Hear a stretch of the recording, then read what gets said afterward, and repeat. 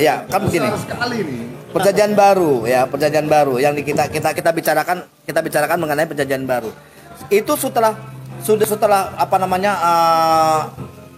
berabad-abad sebenarnya ya. Tapi setelah 30 tahun setelah Yesus wafat, 30 tahun setelah Yesus wafat, itu yang di Antioquia.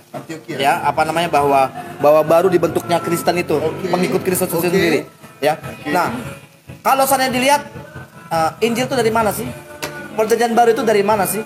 Bahkan amanat agung itu bagaimana sih munculnya? Bahkan ada namanya iman rasuli.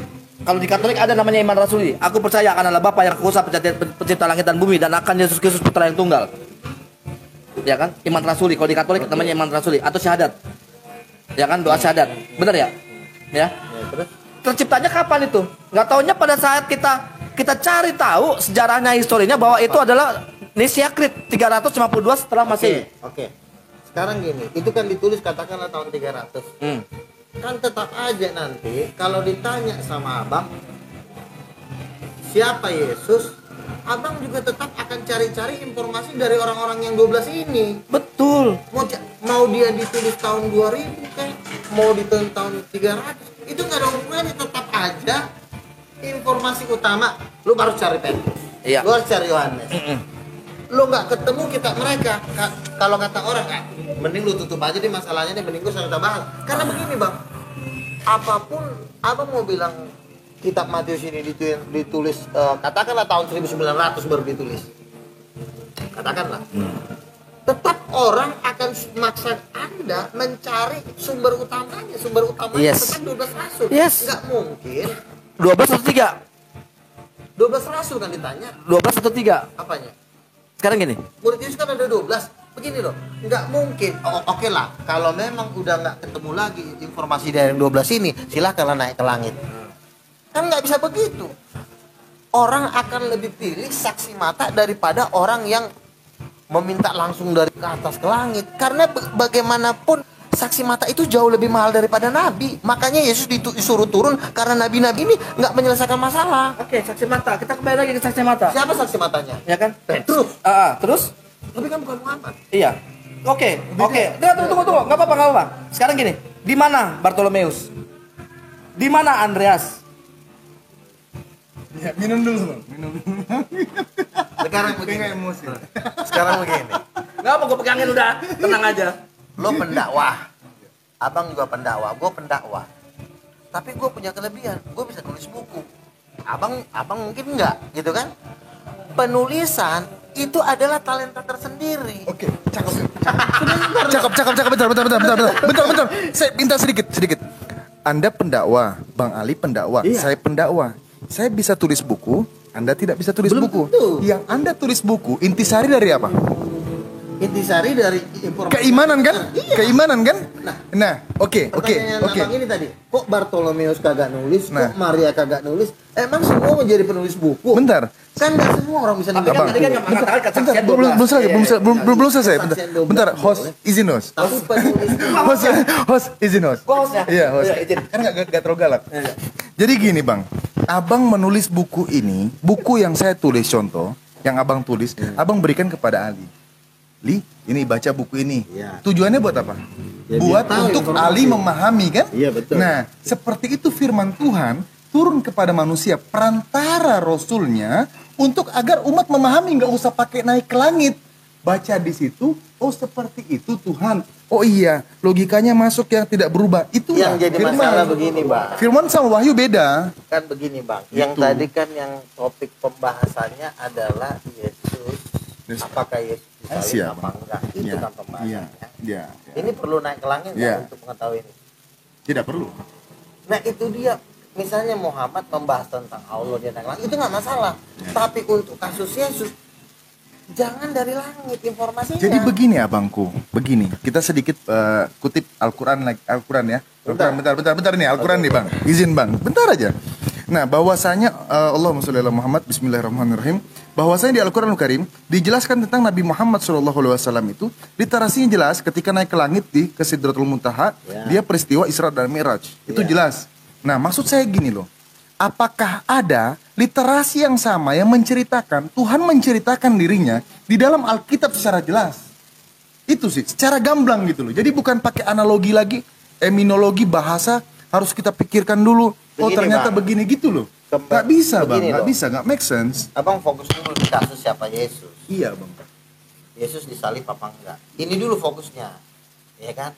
Nah yang satu, saya tahu dari saksi mata. Yesus disalib apa enggak? Aku tahunya dari Petrus bang. Abang enggak, abang tahunya dari Muhammad.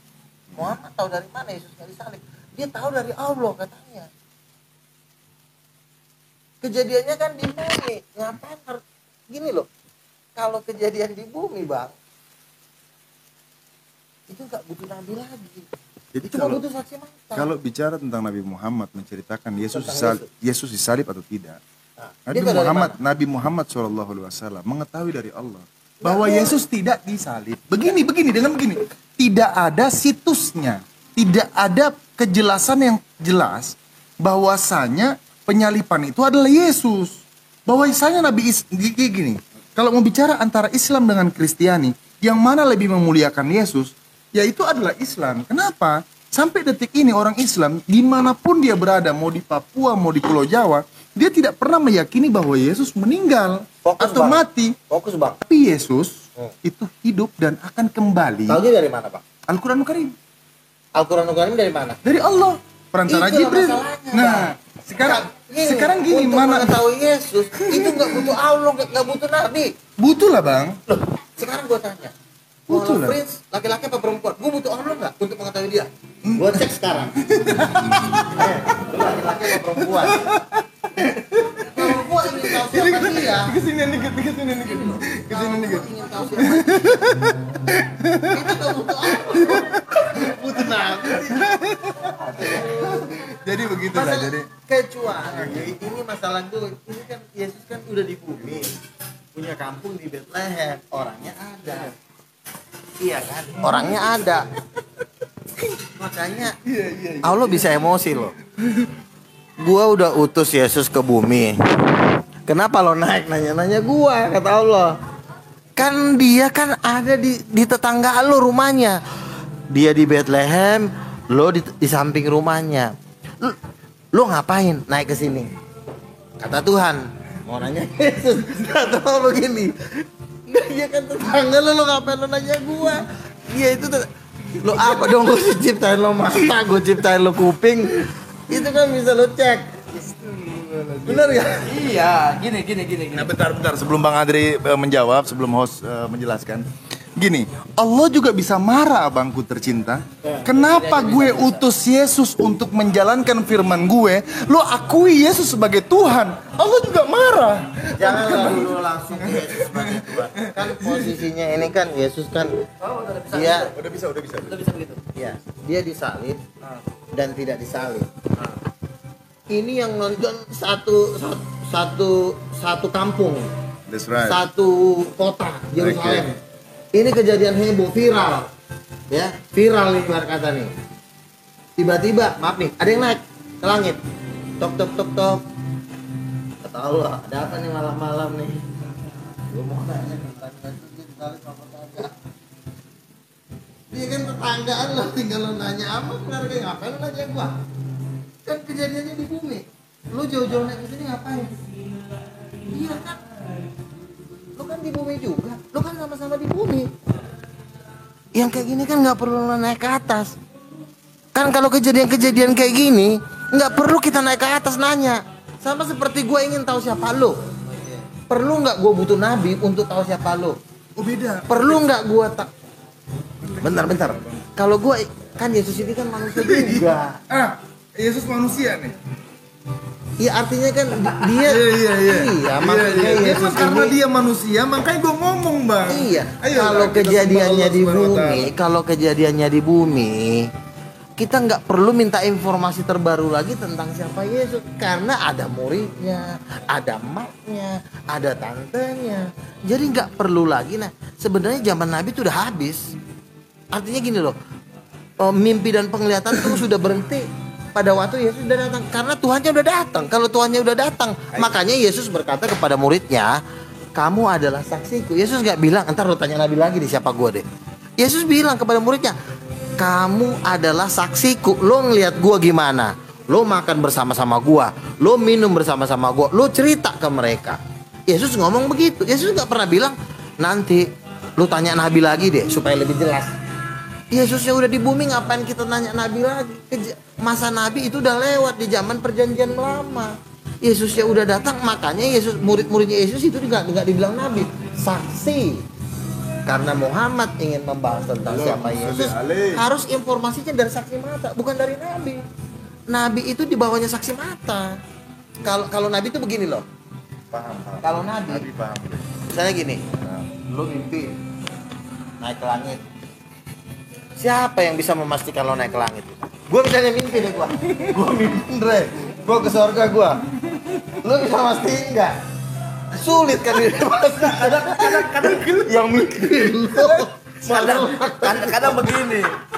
Ini benar-benar kalau sananya Bang Luga ini kalau ada si Umid ini pasti begitu tuh.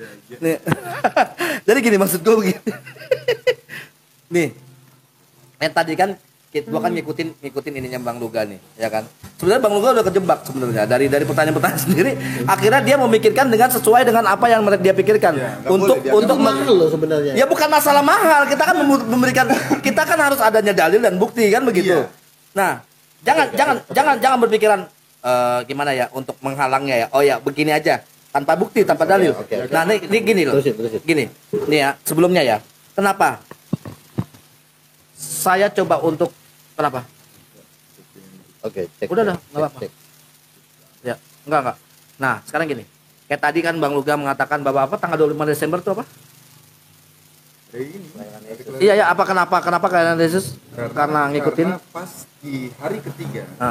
Yesus itu dia bangkit, maka kita lebih baik mengambil hari itu untuk menjadi hari kelahiran Yesus. Tidak bisa, bro. Iya, jangan tidak bisa dulu, sebentar. Contohnya itu, ya kan? Dibuat. Terus lahirnya Yesus. Dikatakan itu bahwa dia ada di, ini jangan jawab dulu, bentar. Ya, dikatakan bahwa dia itu lahir di kandang domba. Ya kan? Di kandang domba. Gue lagi mikir, di kandang domba, di mana kandangnya? Di ayat mana kandangnya? Di palungan katanya gitu. Di palungan pun belum tentu itu adalah dia itu lahir di kandang. Karena di saat di surat di Injil Lukas juga mengatakan pakai bahasa ini, karena gini, gue cari konteks original teksnya bahwa itu artinya itu kalimatnya kataluma. Kataluma itu artinya ruang tamu, bukan kandang. Begitu juga di para Majus datang ke rumah itu, bukan kandang.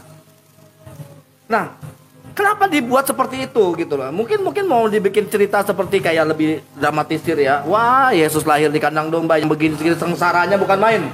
Mungkin. Tapi kan di situ kan menjadi bumerang bahwa kok jadi sengsara banget ya Yesus. Jadi ada cerita apa yang mana yang benar? Cerita-cerita kayak begini yang tidak sesuai dengan ada yang tertulis di situ. Ya, bahwa ya itu buktinya palungan. Oke, palungan tempat makan apa? Domba. Sejak kapan domba makan di palungan? Gua lagi mikir. Karena gini, palungan itu apa? Ya makanan ternak, betul. Karena tingginya seberapa? Domba seberapa? Jadi boleh tambahan nggak? Gitu loh. Enggak, tunggu. Itu salah satu contoh. Kandang domba. Di mana dikatakan di situ Yesus lahir di kandang domba? Tidak ada. Nah, itulah yang menjadi bahan pertanyaan buat gua. Kalau seandainya misalkan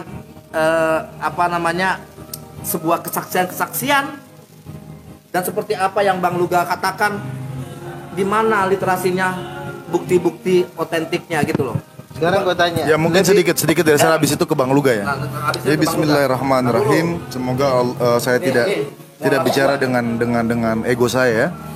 Jadi begini, untuk untuk memasuki fase dalam kitab suci, kalau kita bertanya seandainya sama Bang Luga ya, kenapa tidak ada begini? Oh enggak, kamu salah pemikiranmu, ini harusnya begini. Sebenarnya begini, saya harus mengikuti pikiran Bang Luga atau seluruh pendeta yang ada di muka bumi ini, atau saya mengikuti kitab Injil gitu loh. Saya bingung gitu loh. Jadi yang saya alami juga bahwasanya kok selama ini selalu pemikiran di atas kitab suci, ini nggak bisa Bang. Itu aja sih saya.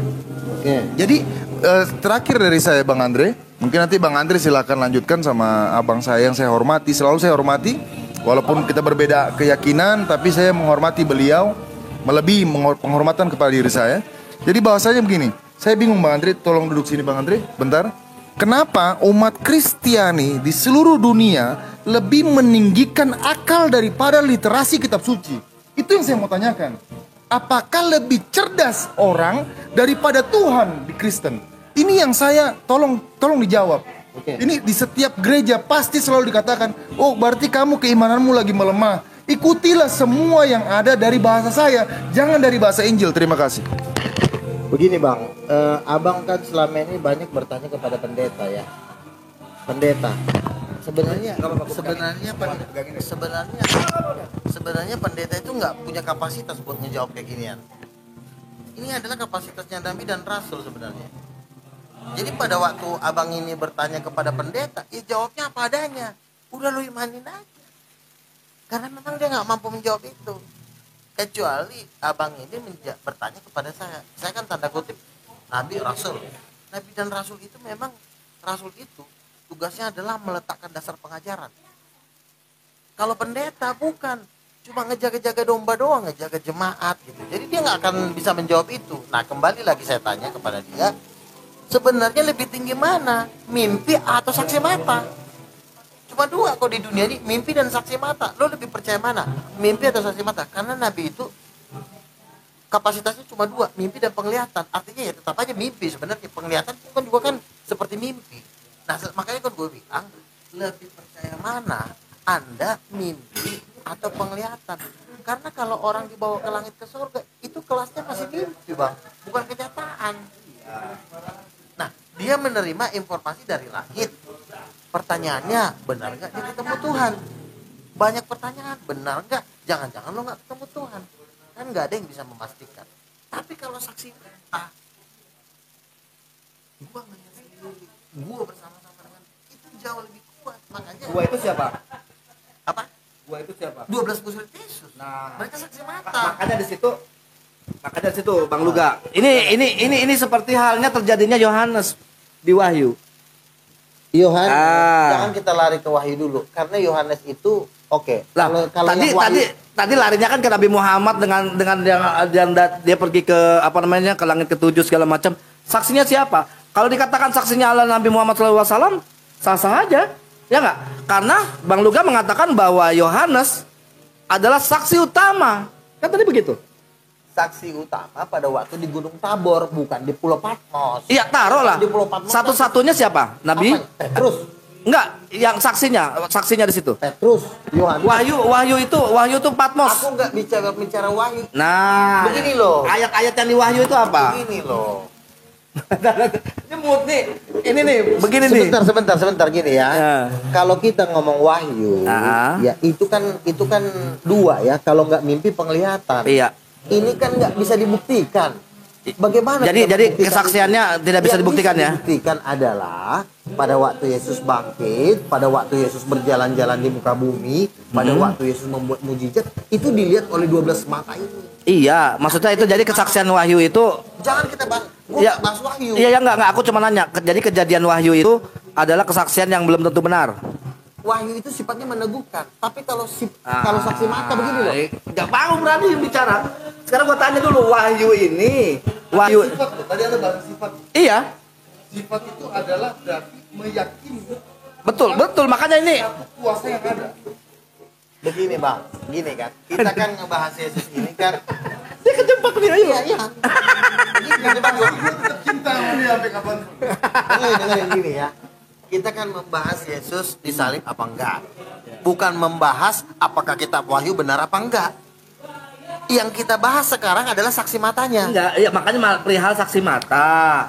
Cuman kan aku kan mengambil sampel yang ada, contoh yang ada. Apa? Seperti misalkan contohnya seperti Wahyu, seperti Lukas. Saksi mata. Wah, itu sifatnya mimpi dan penglihatan. Betul. Nah, kan tadi kan ngomong kan bahwa itu adalah saksi mata Yohanes. Tadi ngomong begitu nih, ada rekamannya nih. Begini loh, kasus saksi mata tentang Yohanes kepada Yesus adalah pada waktu 3,5 tahun itu, bukan di kitab Wahyu. Selama 3,5 tahun bukan, itu. Yang Wahyu tadi bahwa benar, bahwa itu salah satu begini termasuk loh. Tunggu sebentar, termasuk apa kesaksian Yohanes itu sendiri. Wahyu sampai dikatakan Alfa dan Omega segala macam. Sampai akhirnya gue lari ke Wahyu 1 ayat 1, ya. Dan Bang Luga mengatakan tentang Nabi Muhammad. Apa bedanya dengan Wahyu, dengan Yohanes?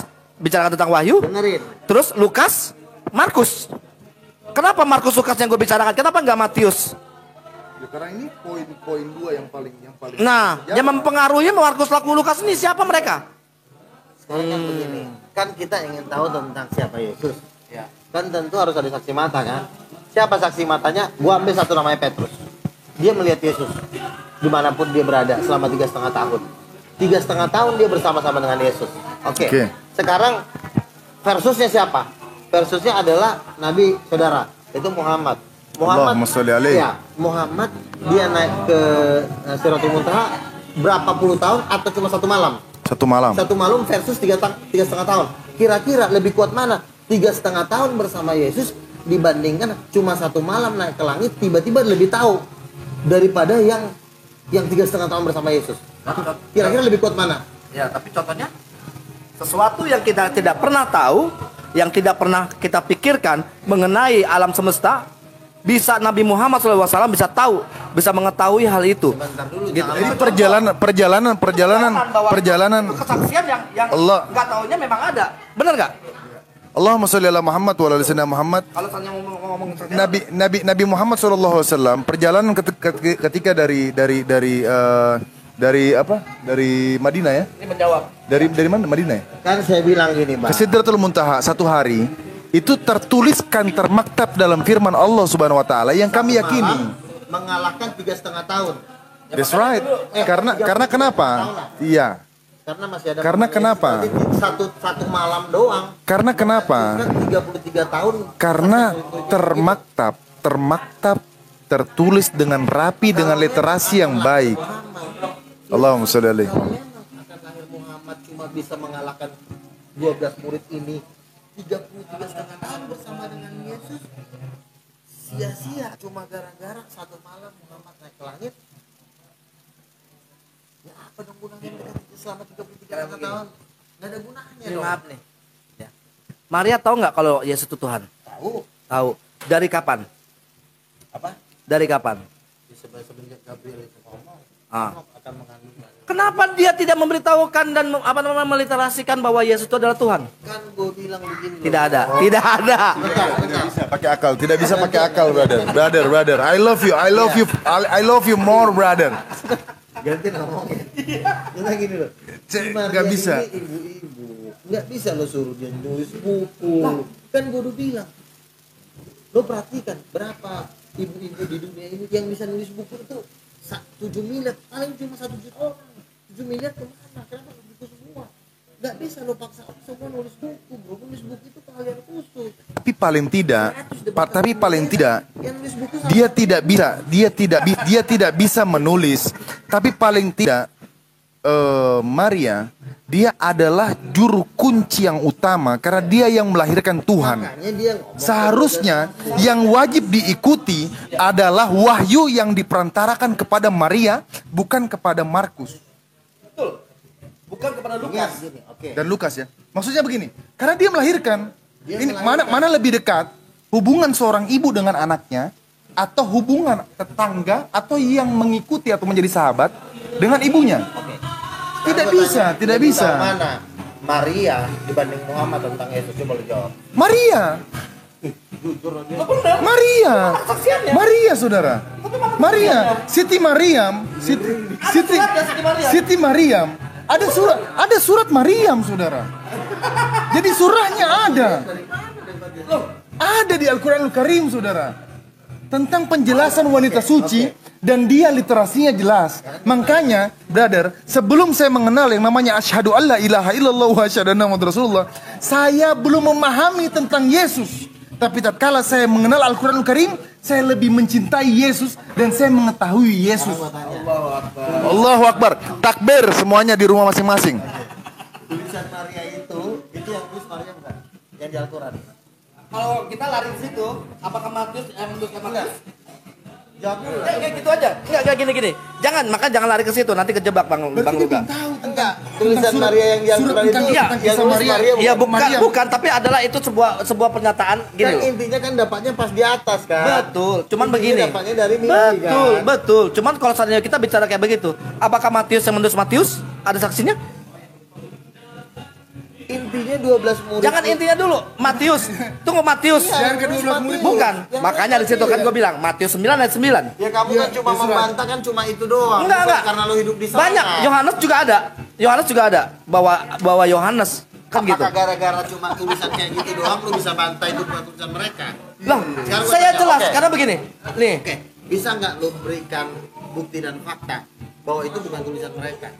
Hanya cuma nunjukin ayat itu. Sekarang makanya kan tadi kan bisa, makanya Bang Luga juga gitu tadi. Kecuali lu hidup sana, lu pernah tinggal di Israel dan lu memang tetanggaan sama Matius, baru lu kuat itu memang bukan betul. Matius ngomong sama gua. Jadi begini Bang, kenapa tadi posisi kecuali lo di sana? Gini, karena kita tidak berada di zaman yang sama, makanya kita memakai logika kita untuk memahami literasi yang inti dalam Alkitab. Dari Alkitab, saudara. Ini yang kita pahami. Makanya logika kita ini tidak make sense. Makanya begitu banyak ribuan orang mengucapkan syahadah karena dia mengetahui tentang kafahnya tingginya seorang Yesus. Itu di Al-Quran, bukan di Injil. Oke. Begitu saudara. Dengan Nabi Isa alaihissalam. Dikit lagi. Ya. Kadang-kadang si Petrus ini kadang-kadang sebenarnya ngomongnya agak tajam. Dia bilang gini, kami ini bukan mendengar dongeng-dongeng isapan jempol. Kami ini saksi mata. Waktu di Gunung Kudus terdengar suara dari sorga, inilah anakku yang kukasihi. Petrus itu nelayan. Dia ngomong, kami ini saksi mata, bukan mendengar dongeng-dongeng. Jadi kalau belum lo melihat langsung siapa Yesus, lo cuma dengerin dongeng. Dongeng itu bisa saja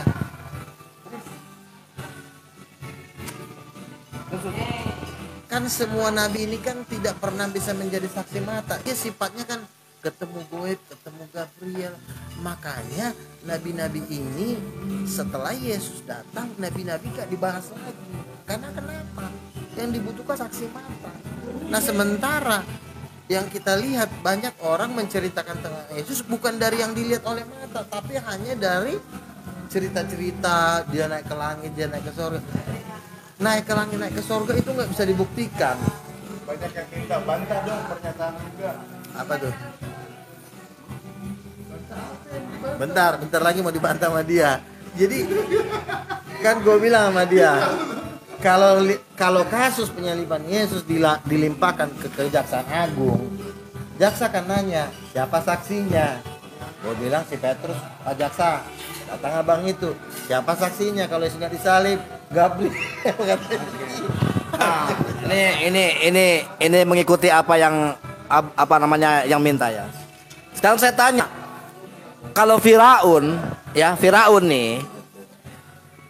itu Ali.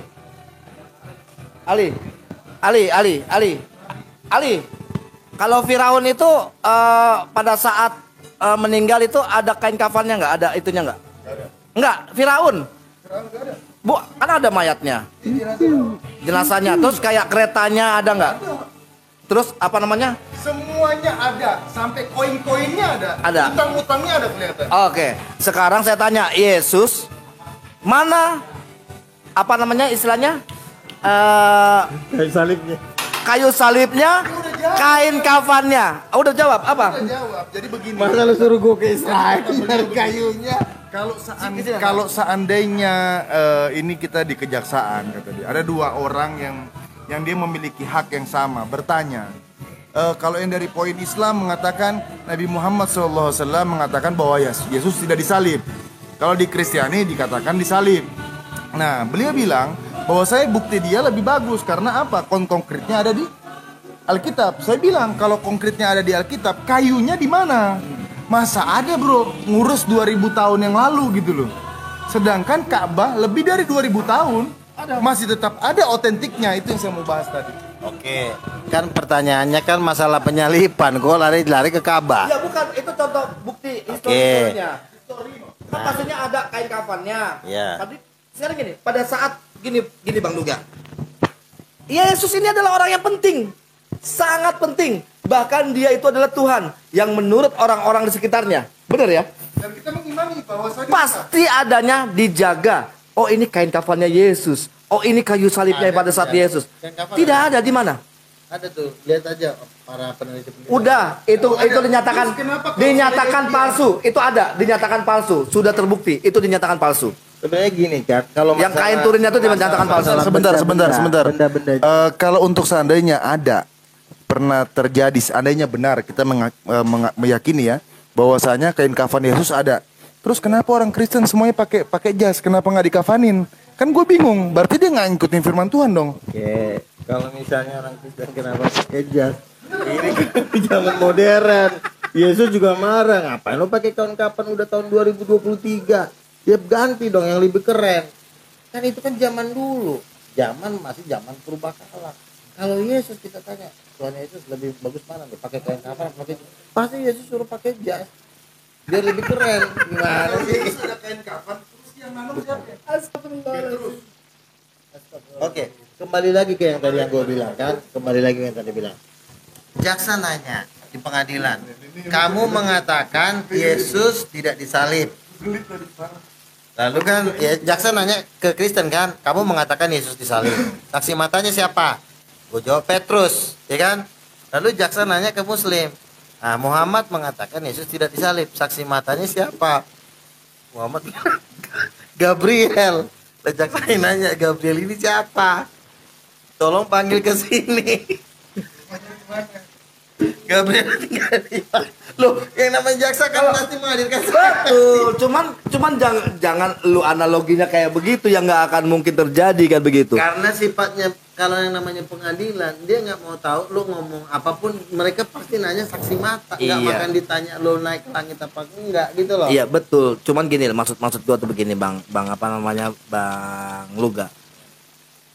Setidaknya Yesus ini adalah orang yang sangat penting. Ya. Pastinya ya kan, dari jubahnya, dari apa namanya salibnya, dari kain kafannya, kain turinnya itu segala macam pasti dijaga dan pasti ada.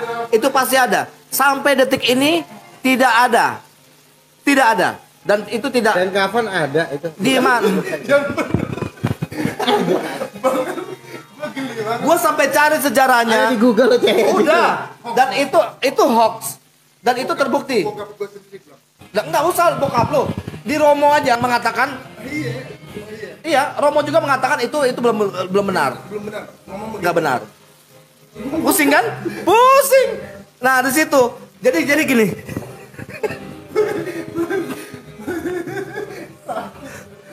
Bang Luga ini lagi ngadepin ya. Dua prajurit Allah nih.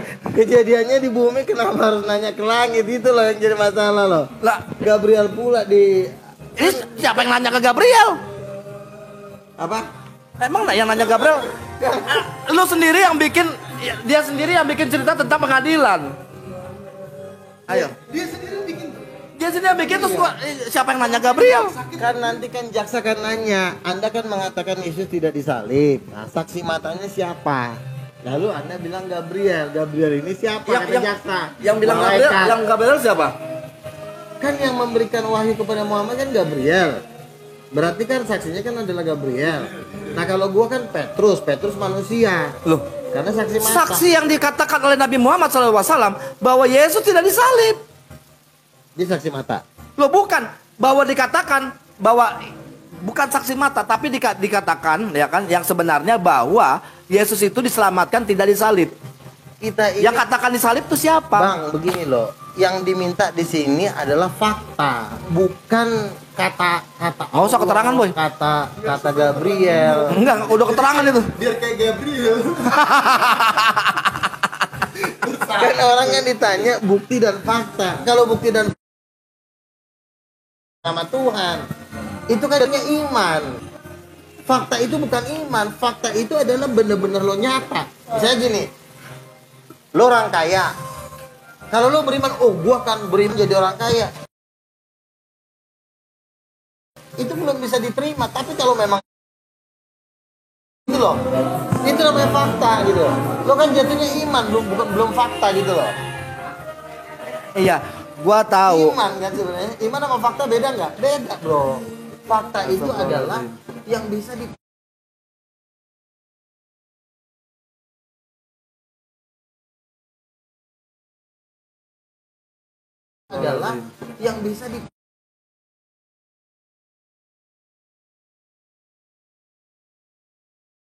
itu kan iman kan, bisa dibuktikan nggak bisa. Orang Allah pun nggak kelihatan. Gimana membuktikannya? Jadi begini bang, kalau pandangan saya tadi kan saya bilang, kenapa Alkitab ini kan sudah baik, sudah benar, kok nggak diimani dan diikuti seluruh ketetapan dengan jelas? Jangan pakai literasi akal kita. Akal manusia itu tidak bakal nyampe ke Tuhan. Sedangkan Allah Subhanahu wa taala itu tidak berbentuk sama dengan kita. Kita ini cuma hamba yang kecil sekali, nggak kelihatan. Tapi kan fakta ini butuh orang. Iya, fakta. Gak bisa kalau dikatakan fakta. Justru ketika fakta ini terjadi lebih. Jadi gini, tatkala posisinya seorang ibu namanya Marni. Marni ini melahirkan Ucup. Ucup ini tiba-tiba dia menjadi orang terkaya di dunia. Yang orang tanya sahabatnya Ucup atau ibunya Ucup. Kalau itu kan poin, kan begitu kan. Nabi Muhammad ketemu Allah di Arab, ketemu di salah satu kafe, itu kuat. Loh, tidak mungkin Tuhan itu ke kafe ngopi kayak gitu. Kan kok kita kopi. Kalau sesuatu analogi yang tidak mungkin dibikin sama Bang Luka. Makanya kan gue udah bilang, kalau dia belum bisa menyatakan diri, jangan ngomong bukti, ngomong masih sebatas iman. Kalau dia belum menyatakan diri, itu belum bisa dibilang bukti. Bukti itu kalau udah bersentuhan, ketemu, itu baru bukti. Misalnya nih, oke, kalau begitu gue balikin ke surga. Gue balikin. Sekarang bagaimana bukti bahwa Yesus itu Tuhan? Apanya? Sudah ketemu belum? Yesus Murid otentik ya? Murid Yesus. Di mana murid Yesus mengatakan dirinya Tuhan? Kan gue bilang 2 Petrus 1. Petrus bilang Yesus adalah Tuhan. Coba buka. Kita buka, ya kan? Ya. Sebentar. Kita gini. Ya, 2 Petrus. 2 Petrus 2. Hah? 2 Petrus 2. 2 Petrus 2. Ya. Nanti kita cari di Google, ya kan? 2 Petrus 2 itu apa? Saya bacakan. Tantar dulu, biar gua cari. Ayo silakan baca, Om. Kan lu pendeta.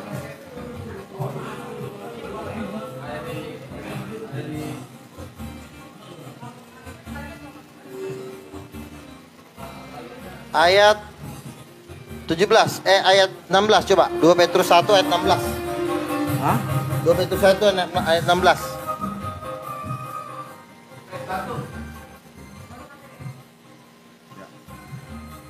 Sebab kami tidak mengikuti dongeng-dongeng isapan jempol manusia.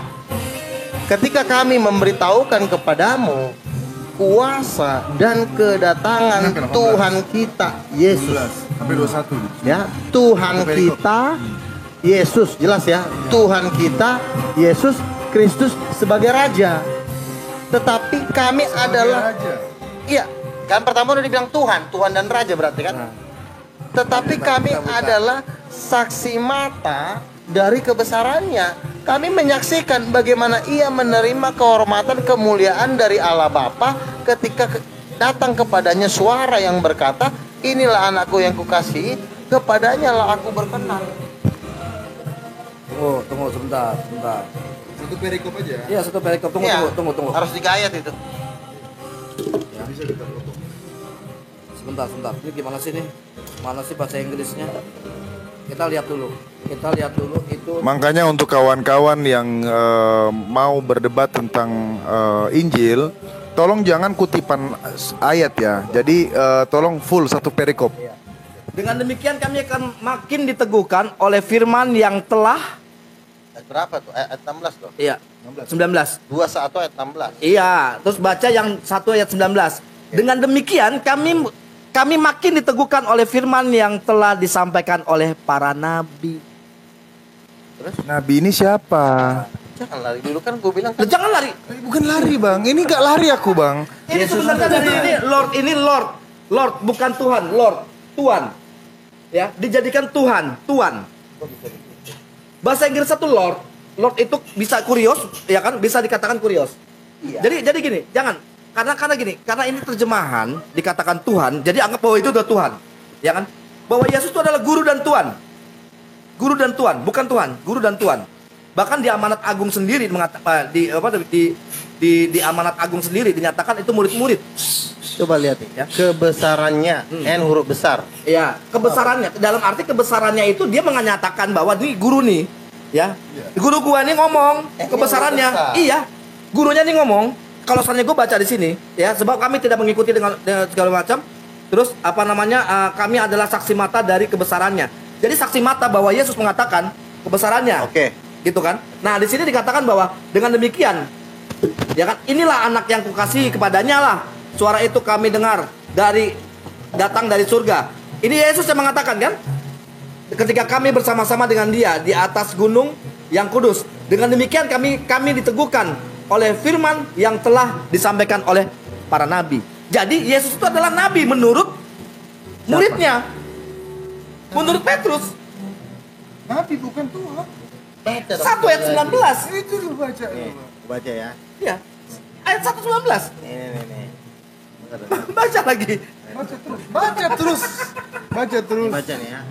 Sebab kami tidak mengikuti dongeng-dongeng isapan jempol manusia ketika kami memberitahukan kepadamu tentang kedatangan Tuhan kita.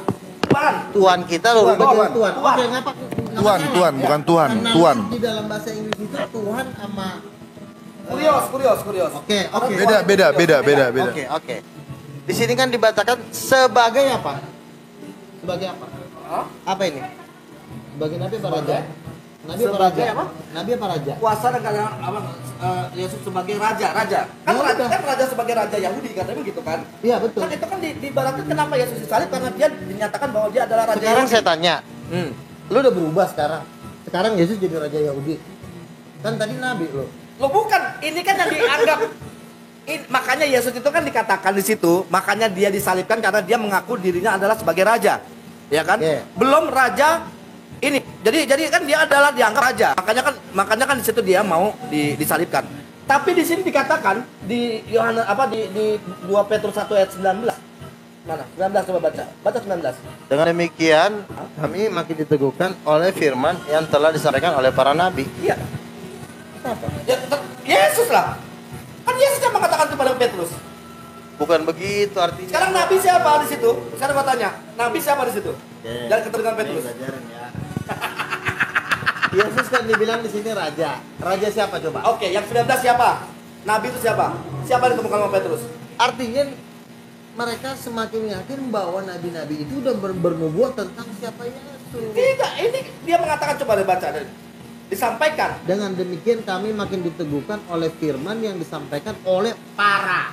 Betul, termasuk Yesus. Jangan termasuk dulu. Loh, oke. Kalau kecuali diteguhkan dan disampaikan oleh Tuhanku. Biar lebih kuat nggak? Biar lebih kuat, jangan baca satu ayat. Dikatakan kan di sini Tuhan kita, oke. Tuhan lu udah lu bantah jadi Tuhan kan? Sebenarnya nggak masalah. Sebagai raja. Ya, menurut pengakuan Yesus, Matius 16:28, anak manusia akan datang sebagai raja dalam kerajaannya. Ya. Yesus raja di mana? Raja di Israel kan? Menurut nubuatan para nabi, yang raja Israel itu siapa? Iya. Siapa raja Israel? Raja Israel siapa namanya? Gua lupa lagi. Siapa tuh? Siapa? Daud. Bukan. Siapa? Herodes. Begini loh, biar lo tahu di dalam kitab Mazmur. Jangan lari ke Mazmur dulu, ini zamannya Yesus. Tak dulu nih. Herodes itu cuma kepala wilayah. Iya, tapi kan dia sekarang begini. Gini loh. Apa namanya? Dia menyatakan dirinya raja. Oke? Dia menyatakan, Yesus menyatakan dirinya raja lah. Raja atas keturunan Yakub sampai selama-lamanya. Nah, makanya di situ kan gue tanya, keturunannya dari mana dia raja? Keturunannya dari mana dia raja? Ya kan? Raja seorang Yehuda, raja Yehuda. Ya kan? Tongkat raja yang diberikan kepada tidak akan terhenti. Kan begitu, Kejadian 49 ayat 10. Siapa Yekonia bin Yoyakim? Karena itu adalah raja terakhir dari raja Yehuda. Jadi nyambung. Sebenarnya tidak ada raja lagi. Tapi diakui bahwa Yesus itu adalah raja. Padahal Yesus adalah utusan. Matius 15 ayat 24. Ya, Matius 15 ayat 24. Aku diutus hanya untuk bangsa-bangsa aku diutus hanya untuk domba-domba yang hilang bagi coba baca Israel. Zefanya 3 ayat 15. Abang baca kencang. Kita cari Zefanya. Zefanya 3 ayat 15. Coba baca kencang. Zefanya 3 ayat 15. Tuhan telah menyingkirkan hukuman yang jatuh atasmu. Telah menebas binasa musuhmu, Raja Israel, yakni Tuhan. Ada di antaramu, engkau tidak takut kepada malapetaka. Oke. Begini. Kita cari. Sebentar dulu gua. Yang benar. Gua jelasin dulu sebentar. Gini. Jadi, tadi Nabi itu sudah berbuat berkali-kali kepada Israel. Bahwa Zefanya 3 ayat 15. Bahwa Tuhan itu adalah Raja Israel. Makanya di dalam kitab Mazmur selalu dikatakan Tuhan itu raja atas Yehuda. Tuhan itu raja atas Israel. Zefanya. Iya. Itu kan perjanjian lama Zefanya. Loh ini kan hubungannya apa sama Yesus? Tidak ada hubungannya sama Yesus. Oke, gue buka Zefanya. Zefanya, maaf. Jadi nggak usah Zefanya 5 ya. Jadi gini, di mana letaknya ini tentang Yesus? Kita buka Zefanya 5 tentang apa? Oke. Kita lihat. Raja Israel yakni Tuhan, jangan langsung disambung. Iya, Raja Israel. Siapa Raja Israel? Tuhan. Sebentar. Zefanya ya, Zefanya. Biar tahu ini mengenai kisah apa, ya. Bentar. Ini tanah Yahudi. Apa namanya? Bang Luga, jangan disambung-sambungkan ke mana ke Yesus dulu. Tunggu ya sebentar ya. Tuh, kitab Zefanya. Hati-hati kalau misalnya kita mengutip perjanjian lama. Bisa-bisa orang Yahudi marah.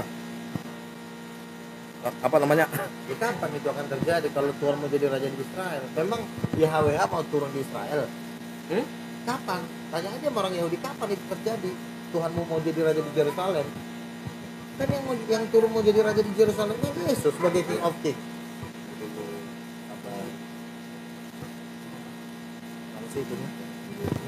Zefanya. Ini harus, karena gini, ini harus jelas. Kalau kita buka, itu harus jelas kok. Ya, Zefanya 1. Semua, oke, tampilkan. Ini tentang ya penghukuman pada hari Tuhan. Ya, ini firman 1. Firman Tuhan yang datang kepada Zefanya bin Kusi bin Gedalia bin Amaria bin Hizkia dalam zaman Yosia bin